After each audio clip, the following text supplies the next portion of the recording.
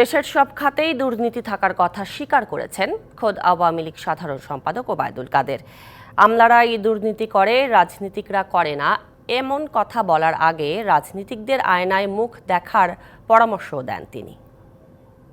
কর্মকর্তা কর্মচারীর বিরুদ্ধে দুর্নীতি এবং অনিয়মের অভিযোগ তাদের জমা হয়েছে, কি পরিমাণ এটা তো অভিযোগ জমা হয়েছে, এরকম হাজার হাজার মতুর এখন যারা দুর্নীতির অভিযুক্ত এরকম আছে।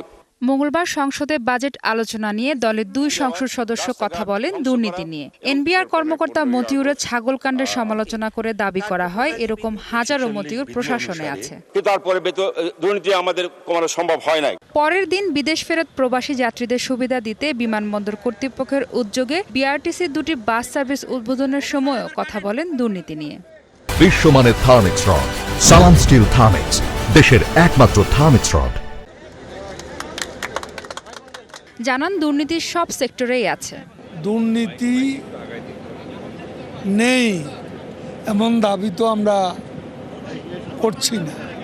সরকারি কর্মকর্তারা করে, পলিটিশিয়ানরা করে না, এটাও তো বলা ঠিক নয়।